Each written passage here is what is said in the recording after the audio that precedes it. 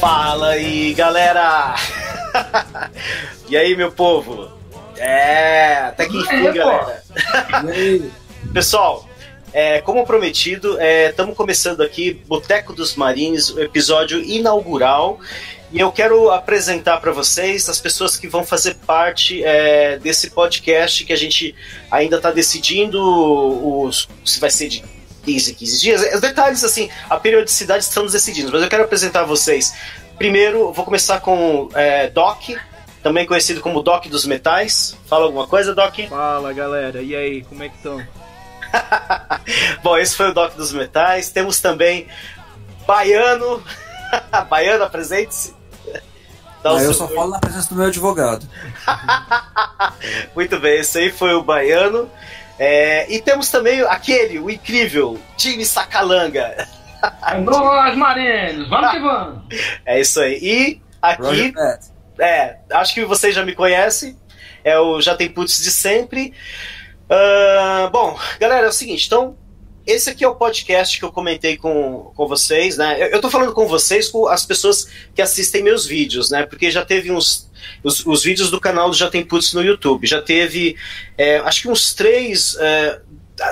de umas 2 semanas pra cá, eu tenho falado desse nosso projeto do Boteco dos Marines, que é um podcast que a gente vai falar sobre diversas coisas, assuntos nerdísticos, eu não sei se eu poderia dizer assim. E eu tô aqui só apresentando, mas agora eu vou jogar aqui. Bom, enfim, deixa eu organizar.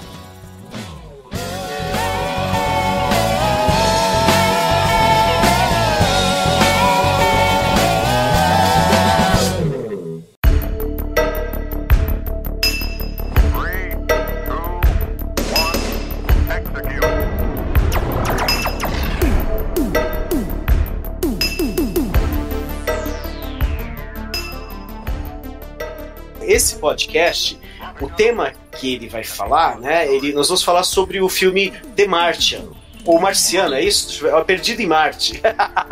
Perdido em Marte, esse é o tema do podcast.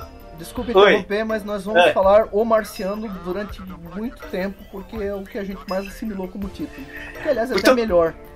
Então, galera, esse é o podcast Boteco dos Marines.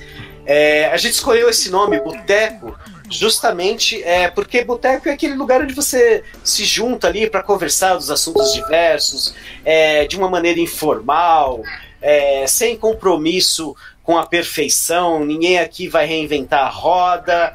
Então é isso que vai ser o boteco.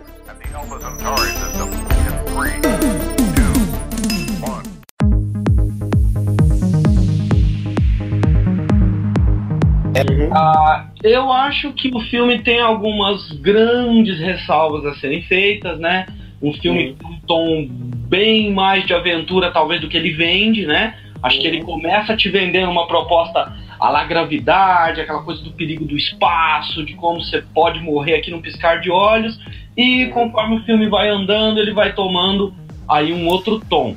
Mas isso não invalida a obra.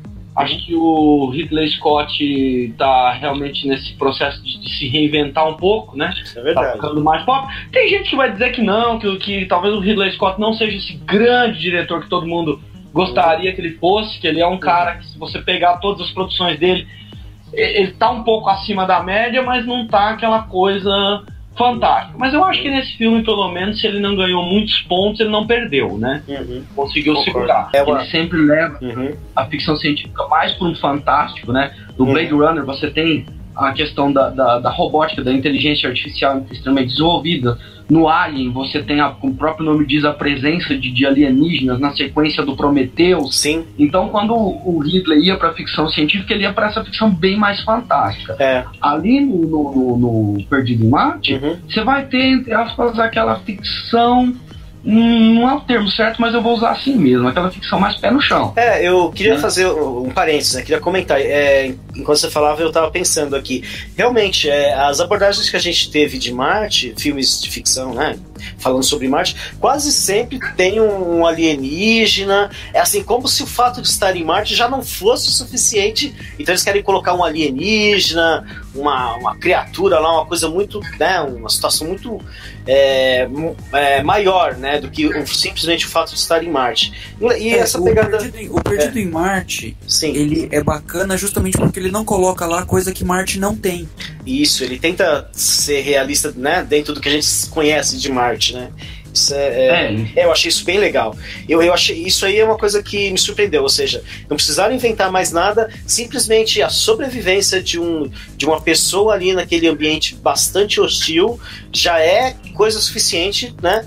Ainda mais com o Ridley Scott dirigindo, né? Então eu assim, de uma maneira geral, eu também fiquei muito satisfeito. Mas continua, Jimmy, eu só queria colocar esse parênteses. Então, aí, só pra trazer um pouco essa ideia de que tipo de filme que o Ridley apresentou dessa vez. Então, entre aspas, é uma ficção científica um pouco mais real, mas aí tem que pôr todos os parênteses possíveis. Sim, é verdade. Porque essa realidade, eu acho que ela vai até a página 2, né? Eu acho que sim. De 50 então, páginas. Não, mais ou menos. Eu acho que os 2 primeiros terços do filme ainda dá para levar bem a sério. Certo. Se você dividir o filme em 3 partes, a primeira parte é bastante crível. A segunda parte já começa a fantasiar um pouco mais, ir mais pro lado da aventura, pro lado do... Só um grande herói faria isso. Um pouco de comédia também, né? A comédia tá presente a todo momento do filme. Mas, sim. Desculpa interromper, mas a parte que aumenta o número de disco music, aí realmente... Disco music, então, né? Sim. Ele usa muito esse subterfúgio da comédia, mas é interessante ressaltar que eu acho que a comédia nesse filme, e depois a gente até fala um pouquinho da origem desse filme, eu não sabia, eu descobri que ele veio de um livro, e esse livro foi escrito por um sujeito bastante excêntrico, um cara meio gênio, bastante precoce, acho que filhos de físicos teóricos, se eu não me engano, o pai dele era físico teórico, e ele cresceu além desses clássicos aí da ficção científica, de Isaac Asimov, e o cara, lá pras tantas, resolveu se aventurar um pouco nessa escrita da ficção científica, e ele fez o Perdidos em Marte. Teve até uma ideia de um lançamento, acho que no começo foi aquela coisa daquele livro financiado, com financiamento bem barato, só digitalmente, e aí aquilo acabou chamando a atenção das grandes produtoras, e hoje a gente tem isso aí no cinema. Então eu acho que a ideia do que acontece fora do filme também é interessante pela essa motivação desse camarada, agora que sinceramente eu não sei o nome dele, teve. Agora, quando isso é jogado pro cinema, né, é claro que no livro você é uma outra mídia, eu acho até às vezes um pouco ruim de você comparar, né? O Senhor dos Anéis no livro é uma coisa, no filme é outra. Sempre vai ser isso. O livro é uma mídia, o cinema é uma outra mídia. Então, não dá para estabelecer a mesma relação, colocar o mesmo peso nos dois, né? Com certeza o livro vai se debruçar muito mais em questões técnicas e problemas que no filme são resolvidos de uma forma até meio inocente. Eu imagino que no livro aquilo ali pode se desenrolar um pouco mais. Era de se esperar, né? Mas uma coisa que eu acho que é marcante tanto no livro quanto no filme, que vocês estavam falando dessa questão da comédia, é que a comédia do filme ele fica muito no personagem do Whitney, né? Mark Whitney. Ele é um personagem muito engraçado, aquele cara bem-humorado, aquele cara que à beira da morte ele ainda tem ali o jeitinho de soltar uma piadinha, né? Então, o que inevitavelmente me leva muito à comparação, e aí é critice minha.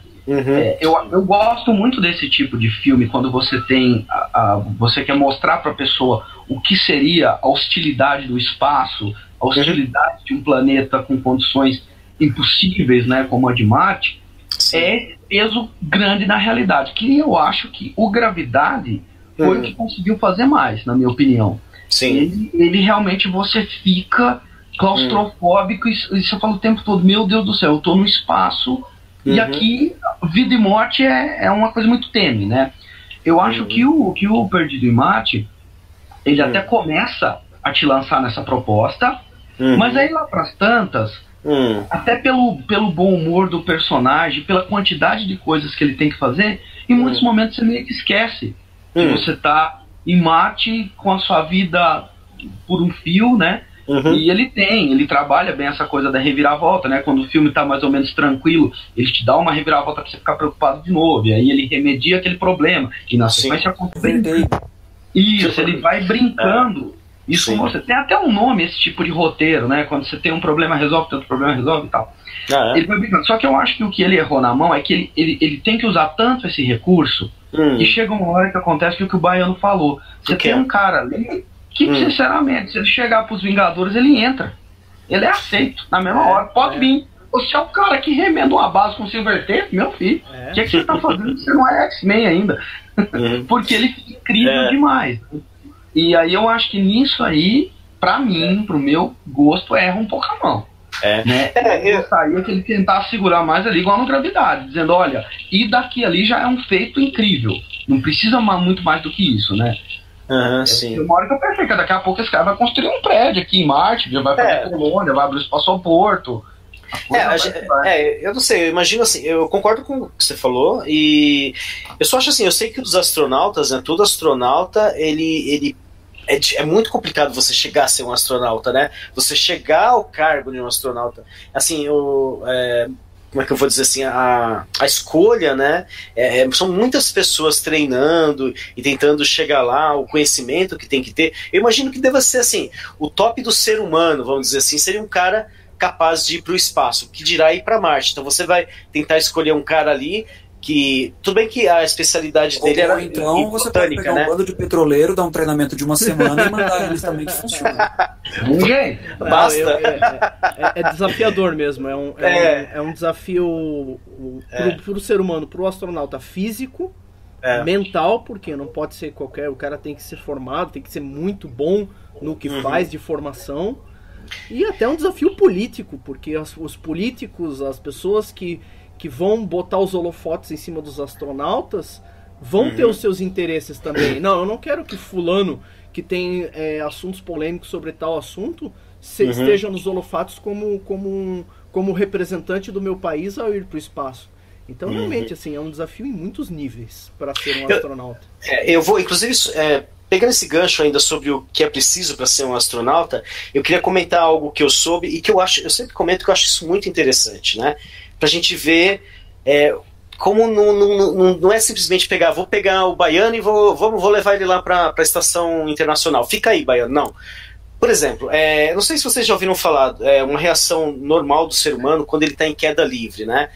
Quando você vai cair de uma montanha, ou você está caindo de um avião, você está de paraquedas, enfim, queda livre, você sabe que você vai morrer.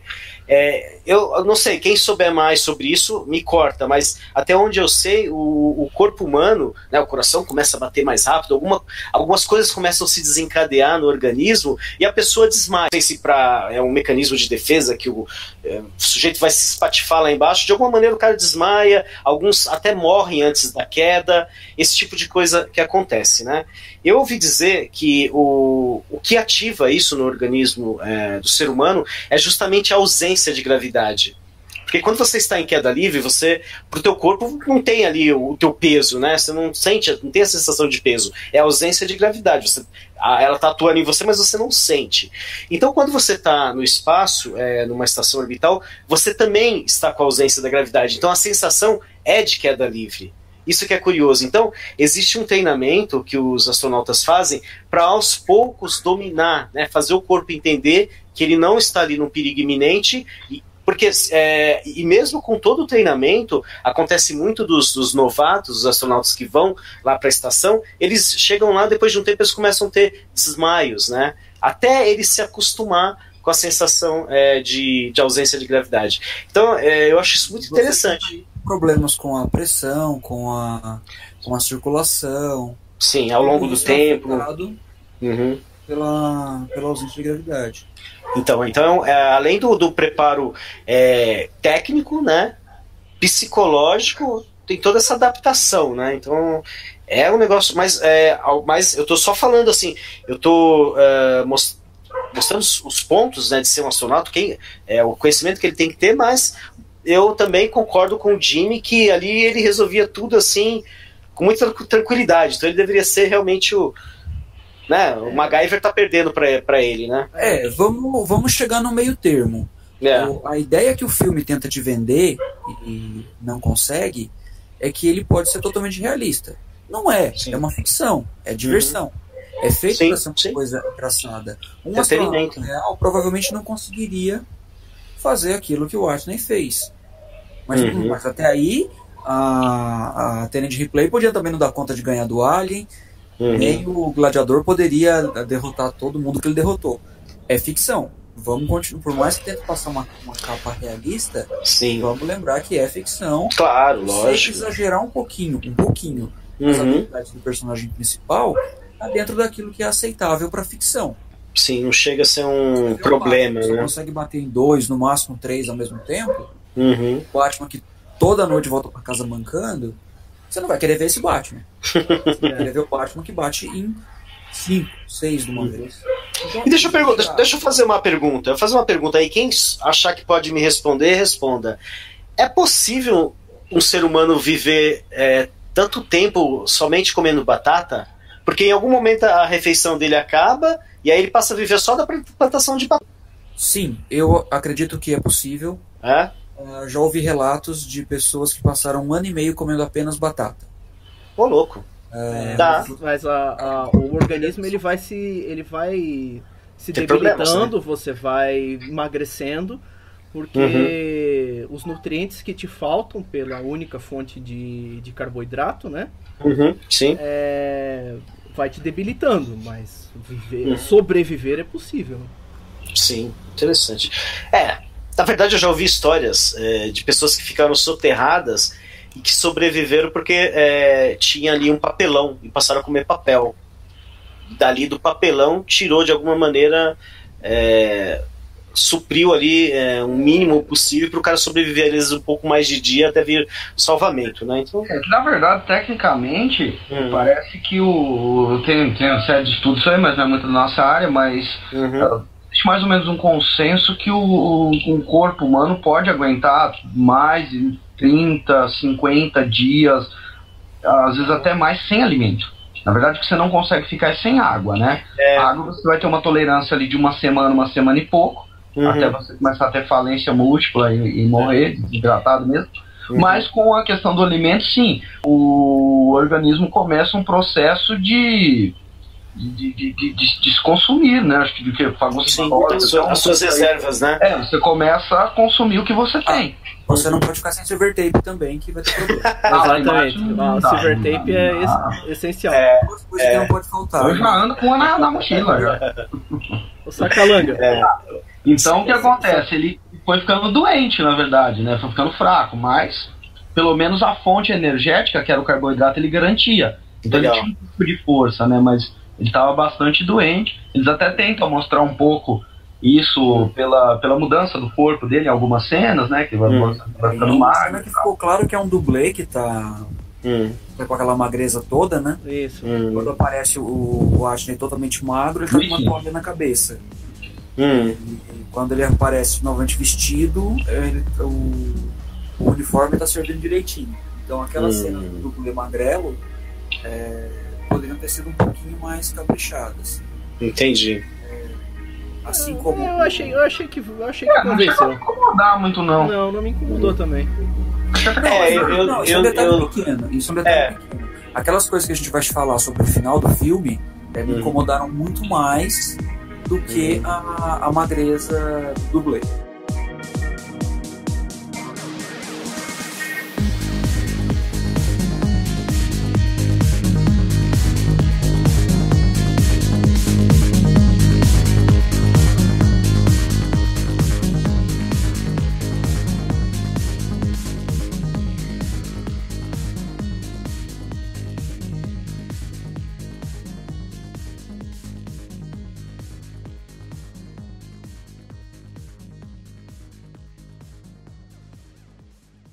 A gente vai, acho que vai ser inevitável, a gente já falou que vai ter spoiler mesmo, a gente tá discutindo o filme, não tem jeito, né? Eu preciso até colocar alertas de spoiler quando a gente for divulgar. Eu acho que é o programa quase todo. Não, mas, alerta de spoiler, tem spoiler do começo ao fim da gravação. Na descrição do vídeo que acho que eu vou colocar isso. O nome do filme já é um spoiler. O filme chama, literalmente, O Marciano. Você até pode ver um filme chamado O Marciano achando que vai encontrar algum marciano nativo lá. Quando você traduz para o português como Perdido em Marte, já deu um spoiler. Tem alguém que vai ficar perdido. Sim. Aliás, por falar em spoiler, né? Eu não sei, mas hoje em dia não dá mais para você ver trailer de filme, né? Nossa, terrível.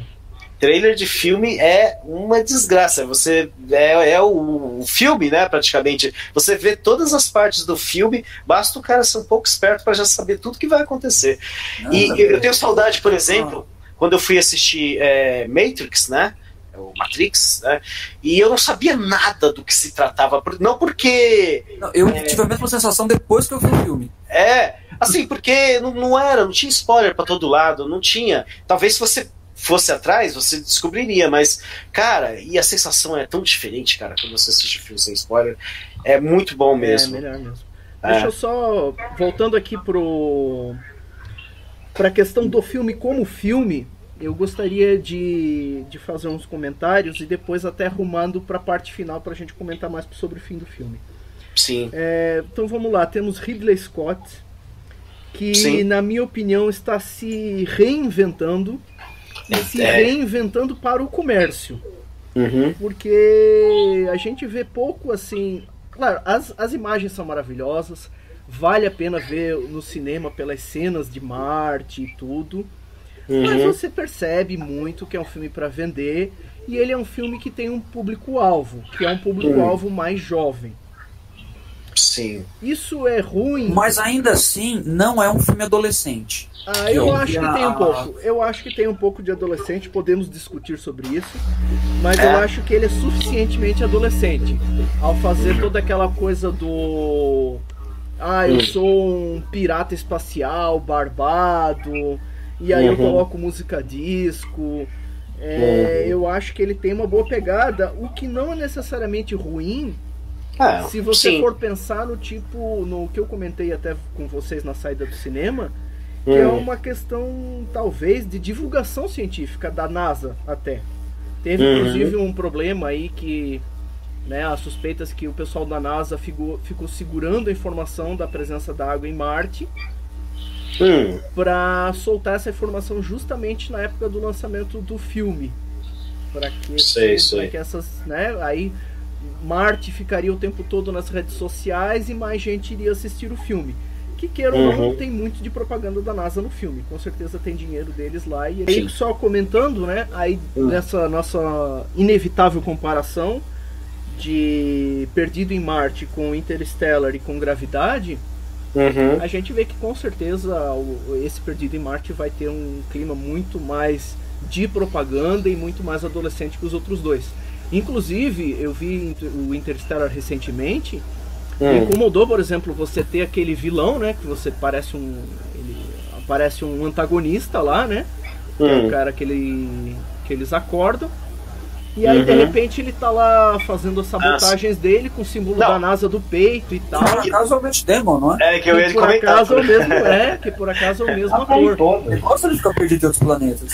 Mas no caso do Matt Damon é engraçado colocar ele como antagonista, né? Mas assim, é muito evidente, né? Ele quer cair fora de lá, né? Não, sei lá, o motivo dele ser daquele jeito... Não, é super razoável. Claro, é super razoável. Aspas, né? Mas eu vou te comentar o seguinte, assim, me incomodou mesmo, sabe, ver, aí eu acho que isso com certeza não deve ter passado em branco nessa questão da NASA, entendeu? De que realmente querer um filme para que se divulgasse, que se falasse bem da NASA, que falasse bem da exploração espacial. Já falam bem da NASA. Falam, mas fica muito aquela coisa assim. Eu acho que fica muito questionamento. Vale a pena sair? Fica, eu acho que fica no Interstellar. Então não sai assim, nossa, vamos agora explorar o espaço porque é muito legal. Até porque o filme não tem essa proposta, de ser legal, de te dar uma proposta boa. Ele viaja por situações incríveis, né? Então ele tá muito mais naquela ficção científica que a gente comentou no começo, que é aquela ficção científica mega fantástica, onde você vai encontrar o impossível, de certa forma, né? Do Perdido em Marte, que é aquela ficção assim, olha, imaginamos que daqui a alguns anos isso vai ser um caso de documentário. Eles tentam vender muito mais essa proposta. Mas você sabe que eu acho que um problema que esses filmes têm, e aí quando a gente fala problema, não quer dizer que o filme seja ruim, nós estamos dizendo que ele tem uma proposta mais adolescente. Nós, infelizmente, não somos, ou felizmente, tão adolescentes assim. A gente já viu, essa questão do adolescente me incomodou um pouco pelo seguinte: a gente está vendo muito filme adolescente. Os últimos X-Men, saga Em Chamas lá, Em Chamas, né? Em Chamas chama, não é isso? Jogos Vorazes. Jogos Vorazes. O Destino de Júpiter, tudo isso aí para adolescente. Tem o Exterminador, que é feito para pré-adolescente. Não, pelo amor de Deus. Então assim, você ter um filme que ele é um pouquinho para adolescente, tá ótimo. Então, mas deixa eu só concluir o negócio. Conclua. É o seguinte, a gente constatou que tem mesmo essa carga adolescente mais forte no filme. O filme tem um lado de divulgação científica muito forte também, que é muito interessante para a NASA, já que a NASA precisa angariar recursos, e os Estados Unidos passou por situações de crise há não tanto tempo atrás. Eles ainda estão, de certa forma, colhendo um pouco esses efeitos, e é natural que numa situação de crise órgãos como a NASA vão ter diminuição na sua arrecadação. Jimmy, desculpa, Jimmy, só concordando com você, a NASA está passando, né? Ela está no meio de um processo que vai durar até 2030, que é para mandar um homem para Marte, né? Um ser humano para Marte. Então, ela está no meio disso. Ela precisa de apoio em todos os sentidos para isso. Para ela é muito interessante. Então esse filme ele tem um lado de propaganda, claro que tem. Claro. Mas o que eu ia dizer também, que uma coisa que eu acho que atrapalha um pouco o filme, mas é uma coisa que vai além do filme, é uma situação que está no cinema de uma forma geral, que é a fórmula Hollywood, né? Porque o que a gente estava reclamando? O começo do filme ele tem uma linha, ele vai te mostrando ali as dificuldades de Marte, você vai começando a comprar aquela ideia, começa a aparecer os primeiros problemas, que na verdade não são pequenos, são bastante complicados, né? E o Mark Whitney vai resolvendo aquilo ali. E aí o problema é o seguinte, que é o fator do que eu falo do roteiro. À medida que você resolve um problema, na sequência é preciso que venha algo maior, e depois maior, e depois maior. Quer dizer, se o filme durasse 5 horas, ele ia terminar em Saturno. Por aí, não tinha mais o que fazer, entendeu? Surfando nos anéis. Realmente escalar o negócio, né? O negócio é aquilo que a gente fala. No 1 você luta com um vilão, no 2 é com 3, no 4 é com 5. No final ele saiu de progressão aritmética de emoções, né? Então Hollywood ele vive muito dessa forma. E a gente sabe pela história que aconteceu com a Charger, que aconteceu com a Columbia, que aconteceu com a Apollo 13, que um detalhe fora do lugar destrói a missão inteira. Sim, cara. Então assim, você colocar um detalhe fora do lugar deixa o espectador preocupado. Então colocar um detalhe a 12 km de distância não é necessário num filme desse. Não precisavam ter feito. Tem um filme muito bom sobre a espacial, acho que é um documentário. Ele mostra a história do físico que mostrou que a Charger explodiu. Problemas de comunicação. Tá cortando muito. Tá cortando. A gente não avisou os ouvintes, mas o Baiano está em Marte, e aí por isso que eu tenho esse problema. Às vezes passam tempestade, essas coisas, e altera muito a frequência dele. Sim. E Marte também não está no seu melhor alinhamento com a Terra. Se alguém quer saber um pouco mais sobre um projeto espacial de verdade, eu vou recomendar um filme um pouco velho, um filme de 96, chamado The Challenger. Que é simplesmente a história de um cientista desacreditado, já se aposentando, em fim de carreira, que enfrenta a NASA para fazer uma investigação séria para explicar como foi que se deu o acidente.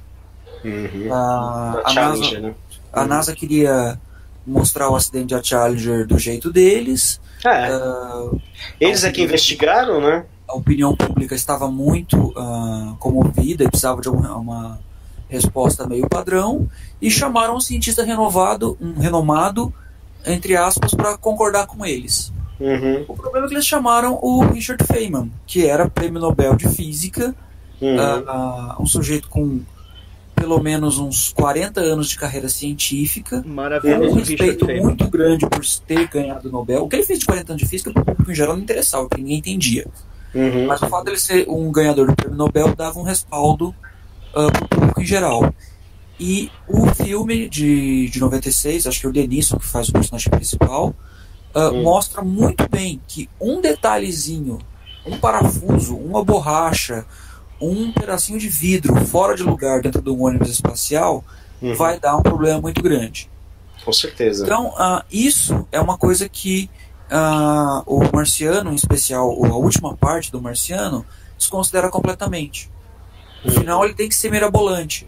Ele não pode ser simplesmente surpreendente ou simplesmente difícil. Ele tem que ser mirabolante. Aquele final lá, a chance daquilo lá dar certo, uma explosão, como é que você calcula o que aquilo vai te acelerar? E a explosão impulsionar certinho. E aí meu Deus do céu. Eu só gostei da parte do Iron Man. Gostei da parte do Iron Man. A referência é a melhor. O do Iron Man foi a melhor. Let's do Iron Man. Sou fã do Iron Man, então... Ali fica claro que o filme perdeu de vez a ideia realista. E vamos... entretenimento. Uma aventura. É um filme de aventura. É uma brincadeira, é uma coisa para descontrair. Vamos levar adiante. Talvez se o filme tivesse todo esse tom desde o começo, fosse mais fácil de aceitar. Não, acho que não. Acho que eu não assistia, eu saía na metade. Ele ia cair muito, viu, Baiano? Porque eu acho que o que segura ele é a primeira metade. Tem coisas que você engole e tem coisas que você não engole. Você vê um filme de super-homem e o super-homem sai voando, você engole. Mas, pô, o cara ninguém voa. Ninguém voa. Não vamos discutir isso. É o super-homem, pronto, acabou. Está dado. Você tem que aderir ao pacto ficcional para assistir o filme do super-homem. Você vê um filme do Batman, o Batman sai voando, já é um pouco mais complicado. Tem corda, tem planador, tem tecnologia. Você tem que inventar uma desculpa. Você acredita que o Batman voa, mas vai precisar de uma explicação de um cientista, de um armeiro, de um treinamento. Você vê um filme do Capitão Nascimento, o Capitão Nascimento sai voando, não dá. Então, assim, tem graus de fantasia que você vai abraçar, você não vai questionar o super-homem voando, mas você não vai aceitar o Capitão Nascimento voando.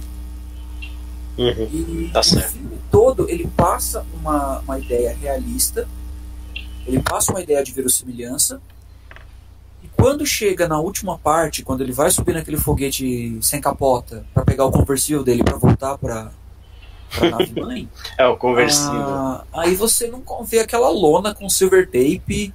Eu até agora eu tô incomodado com isso. Faltava água, faltava batata, faltava oxigênio, não faltava silver tape.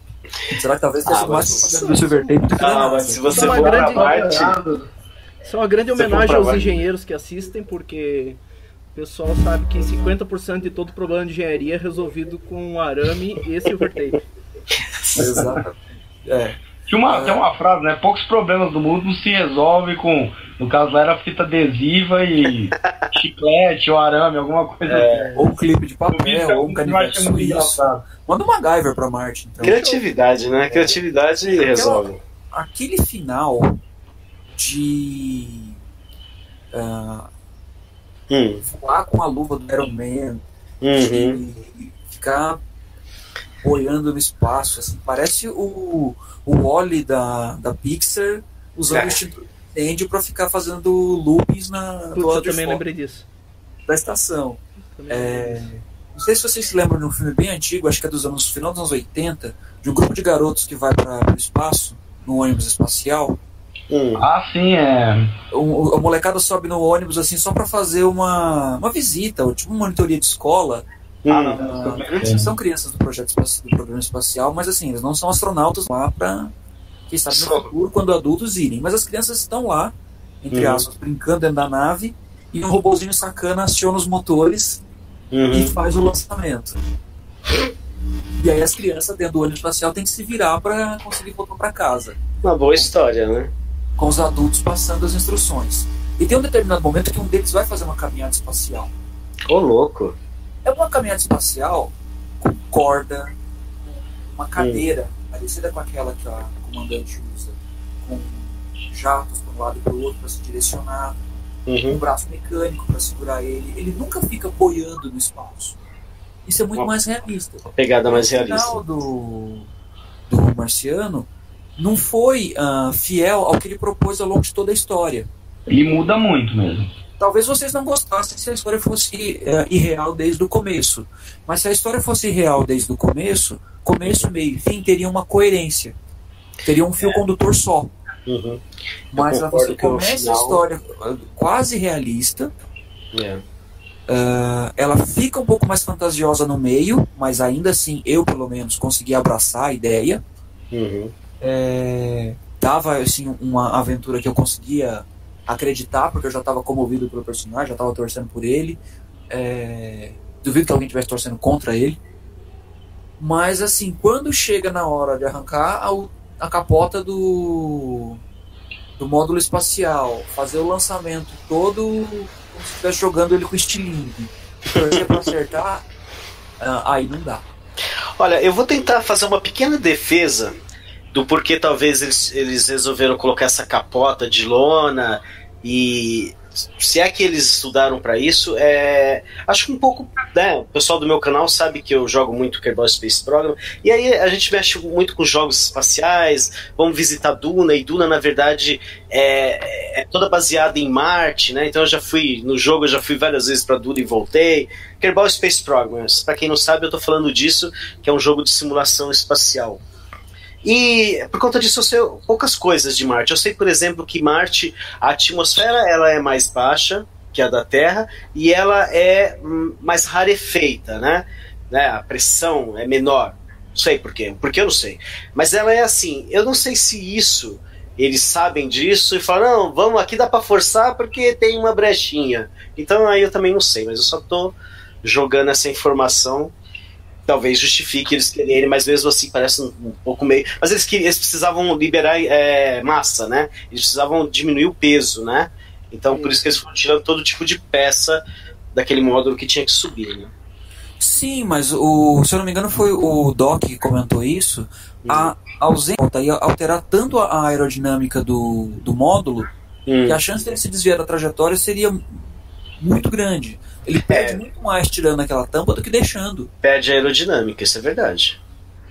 Isso é bem... Por mais rarefeito que seja. Acho que é mais uma coisa fantástica que a gente tem que engolir no terceiro terço do filme mesmo. Deixa eu só comentar outras coisas boas, porque a gente tá falando bastante, sei lá, estamos criticando bastante, mas primeiro só um parêntese sobre o Richard Feynman, que o Baiano comentou. Quem realmente se interessar, tanto pelo desafio como da Challenge, ou como o Richard Feynman como físico, vá atrás, o cara é sensacional. Eu sou um grande fã do Feynman, porque ele tem uma combinação maravilhosa de ser um excelente cientista e um excelente divulgador científico. É uma combinação rara. Quando esse tipo de cara aparece, vale a pena você parar e escutar o que eles têm a dizer, porque é realmente fantástico.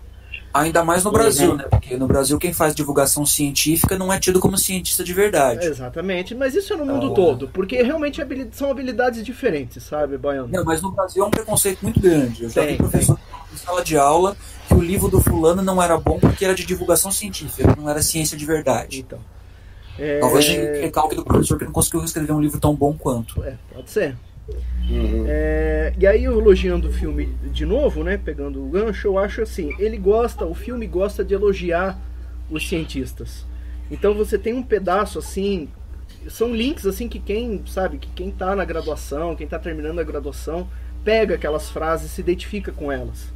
Então existe o momento do biólogo, que aí tem aquela alfinetada, mas biologia não é ciência de verdade, que é um negócio que é muito real, assim, e o filme consegue pegar isso de uma maneira muito legal. Então tem um momento pro biólogo, tem um momento de glória do engenheiro, tem um momento de glória do químico, que é fazendo a bomba. Tem o momento do astrofísico, que é o cara que tá calculando. Eu só achei que ele ficou muito palhação lá, que foi o astrofísico que fez os cálculos para eles. Sim.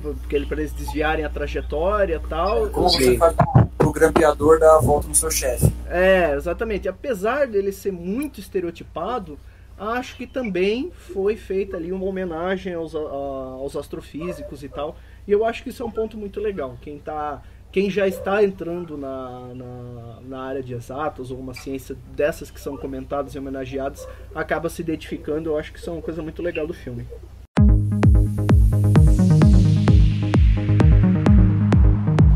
O filme que eu citei é o Space Camp, Aventura no Espaço, 1986. A história é aquela que eu falei: uma molecada vai passar férias no acampamento acampamento espacial, aqueles programas que a NASA faz para divulgação, para atrair o público, e o robôzinho sacana dispara o foguete, o ônibus espacial. História bastante divertida, é uma história inverossímil também. É a cara dos anos 80, né? Cara dos anos 80. Totalmente aventura para criança, muito cara de sessão da tarde, só que mostra o ônibus espacial, mostra a estrutura da NASA, mostra a caminhada espacial, mostra os equipamentos. É um negócio muito bacana. Como é que chama o filme, Baiano? Deixa eu buscar aqui. Space Camp. Aventura no Espaço. Obrigado. Já sempre que o filme tem um nome em inglês, tem que ter um subtítulo, né? Ô, Baiano, você comentou no começo que o filme Perdido em Marte foi o melhor filme de Marte que você já viu. Isso quer dizer que você não gostou de Marte Ataca? Não sei se é uma comparação justa. Primeiro porque Marte Ataca se passa na Terra, né? Mas é verdade, é uma invasão, né? Uma droga. Marte Ataca é terrível. Poxa, o John Carter não ganhou essa, então? Mas aí... Digamos que o John Carter é melhor do que o Marte Ataca. Eu tô tentando entender até hoje por que lá em Marte o cara consegue respirar, velho. Os caras falam que lá tem oxigênio, velho. Como é que é isso? E ainda ganha pro super ali foi no século XIX. Lá já tinha, né? Não, no século XIX tinha, mas aí na virada do século XIX pro século XX no calendário da o El Ninho apareceu lá e problema lá que fez com que a superfície de Marte fosse esterilizada. Pô, teve essa explicação no filme? Não, eu tive que inventar. Bom, porque eu falei, caralho, tudo isso, velho, já resolvido. É uma boa, né? Pô, já tava ali falando. O que o. Tinha Deja Torres, que é a melhor coisa do filme, vai. Mas é mesmo. Sim. Marte Ataca não tinha Deja Torres. E uma Deja Torres. O problema é o seguinte, né? O Marte Ataca é um filme de comédia, então ele tá perdoado. O John Carter não se pretende ser um filme de comédia, né? Não, o Marte Ataca não está perdoado, porque ele é um filme de comédia que não faz rir. É verdade. Então, um filme de comédia que não faz rir não pode ser perdoado. Eu acho que ele não tem que ele ideia tá mais uma paródia, né? É um filme B. É um filme B com assinatura B. É um filme que tentou ser filme A, porque tinha elenco bom, diretor bom. Então assim, quando você quer ver um filme B, você vê um filme B de verdade. Você vê um filme A que parece filme B, acho que só o Tarantino pode fazer isso. Ele já fez isso. Não, realmente o Marte Ataca é muito ruim. Estúdio Não, e faz um filme. Eu acho que ele deve ter pego sei lá, um momento cinematográfico em que alienígena e Marte tava.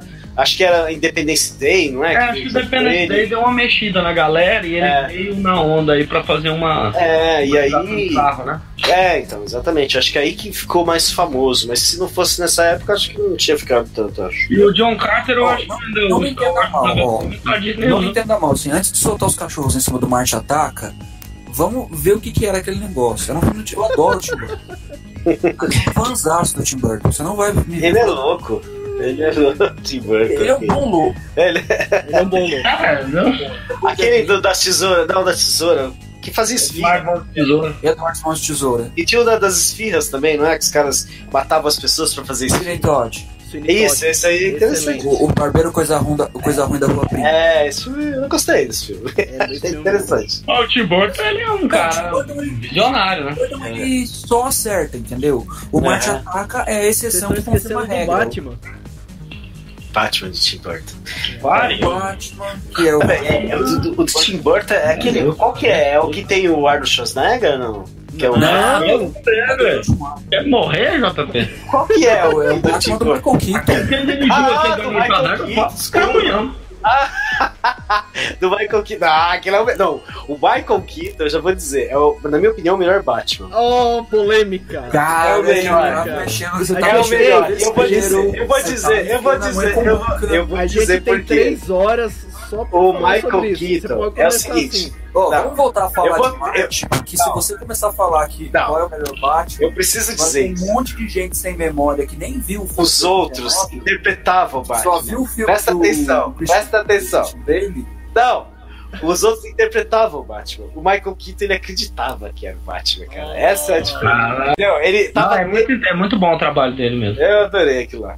Tem que olhar, não imaginando assim aquela questão da estética do Batman. Eu quero alguém que se pareça. Sim, esteticamente não. Tentar ver o esforço dele de interpretar o Batman. É bacana. Eu gostei. É um dos meus favoritos também. Já que o negócio desvirtuou de uma vez. Já que o negócio desvirtuou de uma vez, eu só vou comentar. Deixa eu só falar uma coisa. Isso aqui é um boteco. Aqui, os assuntos eles vão pra todos os lados, cara. É boteco, tá no boteco. A gente tenta trazer pro tema, mas não. Tenta, mas foda-se. Não, só terminando a digressão sobre o Tim Burton. Sim. O Tim Burton, ele é um excelente diretor. Gosto muito do que ele fez. Planeta dos Macacos. Opa! O primeiro Batman sem contar lá os do Adam West, né? Traz sua voz mais alta.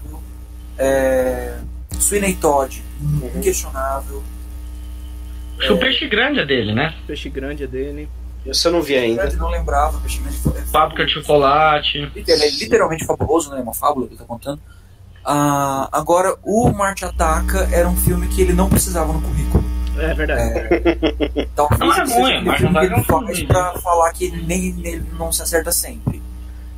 Eu acho que o único talvez defeito do Tim Burton, assim, eu também gosto muito dele, gosto muito das obras dele, mas ele poderia amar um pouco menos o Johnny Depp e a Helena Bonham Carter, né?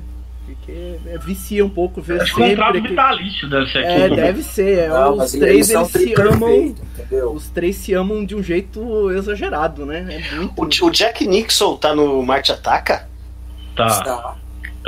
O que ele é? Parte do Jack Nixon tá no Marte Ataca que eu não falei. Acho que ele faz um cafetão ou um cara com umas roupas pomposas assim. Pierce Brosnan, olha isso, Glenn Close, olha o elenco, velho. Entendeu? O cara juntou juntaram um diretor classe A, um elenco classe A. Provavelmente foi um estúdio classe A, porque os efeitos são bons. São bem razoáveis. E fizeram um filme B. Sim. Esse é o meu problema, entendeu? Sim. Eu acho que juntar um time classe A pra fazer filme B, só o Tarantino. Faz filme B pra fazer dar certo, né? Um elenco foda e famoso e fica bom. Agora, o Marte Ataca, ele tá ali... Acho que no Evolução, que tinha o Agente Mulder e a... Scully? Não, aquela loira que fez o ensaio sobre a cegueira, Julianne Moore. Que é um filme. O Evolução é outro filme que reuniu um puto elenco e fez uma. Evolução, porcaria. Sim. Então acho que é o mesmo nível, entendeu? Juntou um monte de gente boa pra fazer coisa ruim. Então Marte Ataca é o pior filme sobre Marte, ele ganha até do John Carter. O John Carter ainda tinha um visual bonito e. Se for essa coisa de misturar Velho Oeste com alienígena, o Cowboys e Aliens fez bem pior. Tinha Dejatores, que eu paguei um pau danado pra ela. Não é a Princesa Leia, mas de qualquer maneira é alguém numa galáxia, num planeta distante, usando umas roupas meio metálicas, meio sensuais. Mas tá louco, né? Filme horrível. E... Não, vira igual Tartaruga Ninja. Eu vou ver porque tem a Megan Fox. Cara, você muda o nome da porra, então, pra Megan Fox. Põe. Já aconteceu esse problema com o Transformers, que era Megan Fox e Transformers, né? Podia virar um Transformer no próximo, né? Pra galera ficar mais louca ainda, né? Pode crer. Mas, eu não tô falando que a Dejatores salva o John Carter. Mas nem com a Megan Fox e ela junto. Eu vou cutucar o Baiano um pouco mais. Lynch salvava. Até porque quem viu o Táxi sabe que ela consegue estragar um filme mesmo sendo lindo. O filme já estava estragado, né? Voltando a falar de Marte, Planeta Vermelho eu não gostei. Aquelas histórias de tentar chegar em Marte, lá tem uma coisa ruim, um vírus, Então, é o que eu falei, é sempre assim, cara. Sempre essas... O bacana do Marciano é que ele não coloca em Marte coisas que Marte não tem. Isso aí foi a grande sacada do filme. É um filme positivo, ele erra no final, mas assim, já acertou tanto no começo que você já tá torcendo pelo capitão. Já tá torcendo pra que nem que ele tem que aparecer o ruim mesmo foi levar ele pra casa, você quer que ele chegue em casa. E trazer a polêmica. A pior parte ficou pro final, então... Por isso que a gente não saiu do cinema. Vou trazer a polêmica. Então eu tava acreditando aqui que o Deixado em Marte, Esqueci de Marte, é o melhor filme de Marte até então. Mas, importante saber que Total Recall, eu ia falar, Vingador do Futuro, de Paul Verhoeven, se passa em Marte. E aí, senhores, como é que fica? Eu vou ser obrigado a fazer uma retratação agora. Total Recall é melhor. E é justamente tudo isso que a gente estava falando. De trazer coisas que o Marte não tem, né? Exatamente. Mas eu acho que ele faz de uma maneira que é incrível. Eu sei que esse filme não é uma unanimidade. Muita gente vai estar xingando a gente agora. Esse filme é ruim pra caramba. Mas ele é um filme que tem uma identidade muito própria. O Total Recall, principalmente quando a gente volta ali pro começo dos anos 90... Ele é bem icônico, ele tem um elenco legal, ele tem uma história complexa até. Eu acho que não seria exagero dizer que ela não é, óbvio, não é para se comparar com Matrix, mas ela tem muita coisa ali que lembra. Tem. Ela bebe um pouco na influência do Matrix e fez um filme. Outra coisa, quem escreveu Total Recall? É baseado num conto do Philip K. Dick, né? Isso, é o K. Dick. Já é um ator. E o diretor? Paul Verhoeven. Robocop. Fez o Robocop. Aí você já dá um combo que mata, né? Você já tem material, né? Mas assim, só o fato de ser do Philip Dick já quebra a banca. A gente tá falando do cara que fez Blade Runner, do cara que fez O Homem Duplo, Minority, né? do cara que fez o Minority Reporter. Eu me confundi um dia atrás, eu falei que é o cara que fez o Inteligência Artificial. A Inteligência Artificial não é dele. Não. Mas poderia ser também, tá muito perto ali. O Philip Dick tem histórias maravilhosas que ficaram muito bem no cinema. Deixa eu te contar só uma coisa, Baiano. Eu fui um pouco atrás, eu sou um grande fã. Eu cheguei a colecionar DVDs que são de obras inspiradas em Philip K. Dick. E na verdade, assim, fui atrás dos contos e o curioso é o seguinte: quando você comenta que ele é o criador dessas coisas, soa um pouco exagerado. Por quê? Porque se tu for ver os contos, por exemplo, o Blade Runner é baseado em do Android Dream of Electric Ships. Perfeito, esse mesmo. Se tu vai ver um conto, ele é super pequeno. E muito do que passado pro cinema é complemento, e aí essa complementação do cinema é maravilhosamente bem feita. Então é muito curioso, assim, os contos eles são razoáveis, eles não são tão excelentes, entendeu? E eles são pequenos. Essa complementação que o cinema faz é sempre maravilhosa. Detalhe, nem sempre. Existe um filme super B chamado Screamers, que é baseado numa obra dele também, que se vocês virem... E que tem sequências infinitas, que se vocês passarem por eles, vocês passem longe, porque o cara conseguiu direito autoral pra esse conto e acabou fazendo um péssimo trabalho. Um filme realmente B, com péssimas atuações e tudo mais. Teve outras adaptações que podiam ser esquecidas, né? O Agentes do Destino, por exemplo, com a Uma Thurman, não foi exatamente aquilo que eu chamaria de um grande sucesso. Mas, por exemplo, o Vidente, de novo com a Julianne Moore e com o Motoqueiro Fantasma lá, Nicolas Cage. O Vidente foi um filme muito bem canastrão. É um bom. Eu nem sabia que o Vidente era dele. Olha só, você tá me enriquecendo, isso me deixa muito feliz. Não, e o Vidente é um filme bem resolvido, assim, um filme que tem uma história legal. Sim, ele tem uma proposta sólida ali, ele dá o que ele promete. Mas ele, por exemplo, não é um Minority Reporter, não é um Blade Runner, nunca vai ser. Mas é muito melhor que um Screamers, é muito melhor que um Agente do Destino. Que, aliás, é um filme de 2011 que tem, adivinha quem? Matt Damon. Nossa, homem. O cara deve ter clones para fazer tudo ao mesmo tempo, né? JP. Oi, pode falar. Comentários finais?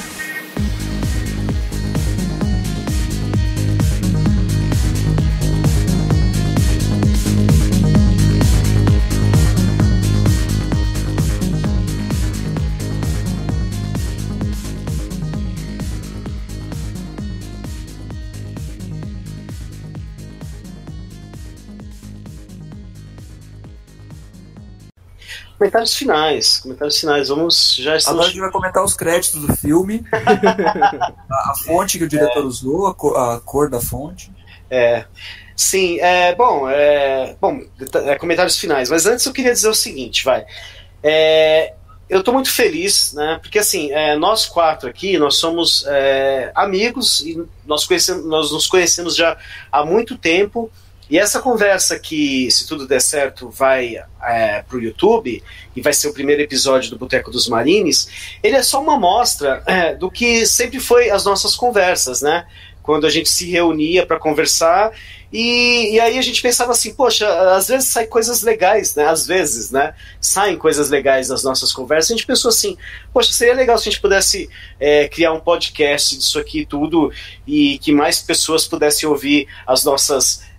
besteiras e alguma coisa que possa... Não, brincadeira, tem coisas aqui bem pertinentes, tem comentários bem legais aqui que eu acho que pode enriquecer algumas pessoas. Então a gente imaginou isso aqui acontecendo, e está acontecendo agora, então eu estou feliz. Então quero convidar, né, todos os inscritos do meu canal que acompanhem os futuros podcasts que virão. E esse é o primeiro, então a gente ainda está aí meio ainda se entrosando, como é que vai ser, como é que não vai ser, começa como, o começo foi meio truncado, mas aí já pegou o jeito. Então é isso, então essas são as pessoas que vão estar sempre aqui, é isso que eu queria comentar e dizer que eu acho que legal que de tudo que a gente falou aqui, eu cheguei a essa conclusão mesmo, somando com a conclusão de vocês, que Perdido em Marte, na minha opinião, é um filme muito bom. Ele tem... É engraçado, enquanto eu vou falando, eu vou lembrando tudo que já foi falado aqui, né? Enriquece bastante. Ele tem essa pegada da NASA tentando se promover, e eu até entendo a NASA nesse ponto, né? E... Deixa eu ver o que mais. E sim, e ele é muito bom, né? Nas 3 partes, as 3 primeiras partes do filme, e no final eles começam a despirocar assim mais, né? Mas eu acho que isso não gostei bastante do filme. Então é isso, essas são minhas considerações finais. No final vocês me devolvem a fala, que aí eu vou dar aquela despedida e aí a gente fecha. Então fique agora com as considerações finais de Doc, Baiano e Jimmy Sacalanga. Bom, eu não tenho muito mais o que falar. Eu acho que o JP deu uma boa fechada, eu concordo bastante. Acho que o filme vale a pena. Acho legal ter filmes espaciais. Acho muito mais legal ter filmes espaciais para adolescentes, para incentivar o pessoal a realmente querer entender como é que funciona todas as artimanhas que são feitas, né, científicas dentro do filme. Salvo alguns exageros, né, salvo os exageros, tudo ali é baseado em alguma coisa que realmente é possível.